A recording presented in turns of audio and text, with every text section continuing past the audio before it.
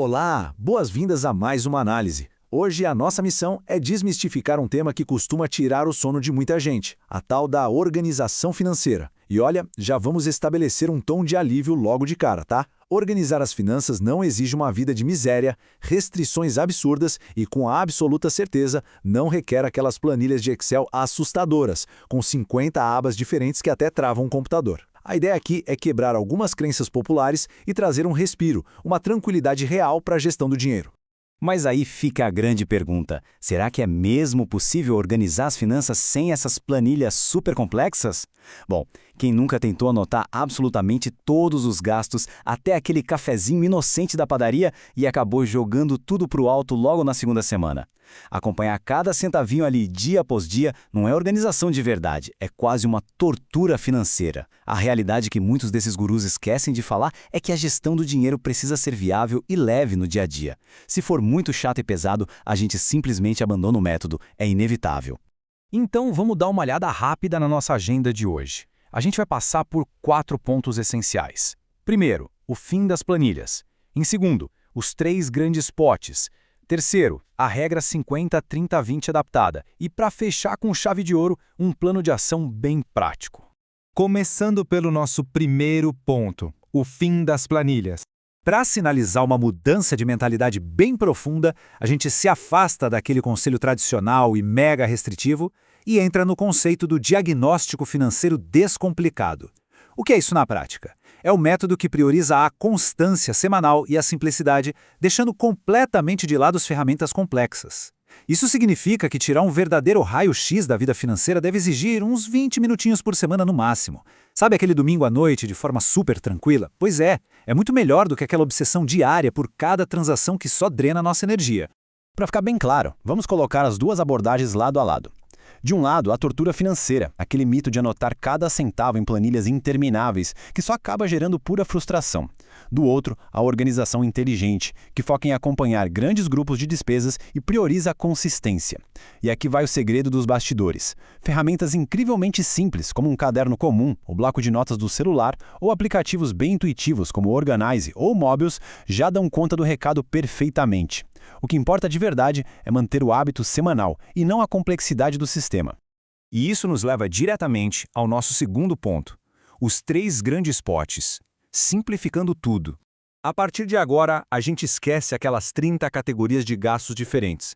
A metodologia aqui é rastrear o dinheiro através de apenas 3 destinos principais. O primeiro deles é o pote 1, o essencial ou o pote da sobrevivência. Aqui entra tudo aquilo que é inegociável, sabe? O que mantém a gente com o teto e funcionando. Estamos falando do peso pesado do mês, o aluguel, as contas básicas de luz e água, o supermercado de sobrevivência, a farmácia e o transporte. Esses são os verdadeiros alicerces, as despesas que não tem como simplesmente sumir do Lapa. Depois, passamos para o pote 2, o estilo de vida, também conhecido como pote dos desejos.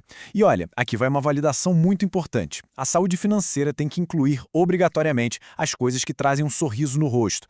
Aquele delivery saboroso de sexta-feira, que é uma tentação universal, né? Os serviços de streaming, uma comprinha no shopping, as saídas com a galera, a ida ao salão. Esses gastos não podem ser eliminados como se fosse um castigo de jeito nenhum, porque são exatamente eles que tornam a nossa rotina agradável e sustentável ao longo prazo. E o último é o pote 3, o futuro, que é o pote da liberdade. Esse é o dinheiro que trabalha ativamente pro amanhã, ou que tira aquela pressão imediata e sufocante das dívidas. Aqui entra o pagamento daquelas contas que infelizmente ficaram para trás, a construção da tão falada reserva de emergência e, claro, os investimentos. É aquela parcela da renda dedicada a garantir que o horizonte financeiro seja cada vez mais calmo, livre e seguro. Para entender como equilibrar esses volumes, chegamos à etapa 3, a regra 50-30-20 adaptada à nossa realidade. Agora que a gente conhece os 3 potes de destino, precisamos avaliar se eles estão realmente saudáveis. A regra clássica ensinada nos livros ao redor do mundo todo propõe 50% para o essencial, 30% para o estilo de vida e 20% para o futuro. Lindo na teoria, não é mesmo? Mas papo reto, essa divisão perfeitinha raramente sobrevive ao primeiro contato com a inflação nos supermercados brasileiros e com os altos custos de moradia por aqui. Para a imensa maioria, reservar só metade da renda para a sobrevivência é uma missão praticamente impossível. E é justamente por compreender esse desafio que a gente tem uma adaptação perfeita para a realidade do Brasil pensada especialmente para quem recebe ali em torno de um salário médio de até R$ 3.500. Reparem que os custos essenciais naturalmente vão consumir uma fatia muito maior do bolo, indo para algo entre 60% e 65%. O estilo de vida recua um pouquinho, ficando na faixa de 20% a 30%, focando em cortar apenas os excessos absurdos, mas sem nunca zerar o lazer. E o futuro se ajusta para a realidade possível de 10% a 20%, com uma prioridade muito clara: quitar as dívidas primeiro, antes de pensar em acumular reservas enormes. Mas atenção, existe um número expressivo aqui que serve como um verdadeiro alarme: 70% a 80%. Essa é a zona de grande perigo dentro de uma análise financeira de rotina. Se, ao preencher os potes, a gente percebe que os gastos essenciais estão chegando perto desse patamar, é o momento exato em que a luz vermelha do nosso diagnóstico começa a piscar com força. É um alerta super crítico sobre a estrutura da vida financeira. E por que essa luz vermelha é tão importante? Porque custos de vida estruturais, que consomem 80% da renda, exigem mudanças fundamentais, e não tentar equilibrar as contas cortando o inocente cafezinho da tarde.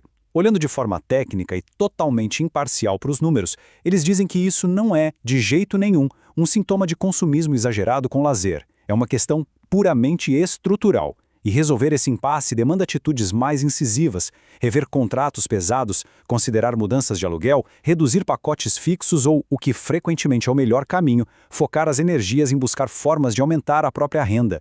Certo, hora de colocar a mão na massa. Vamos para a etapa 4, o plano de ação prático.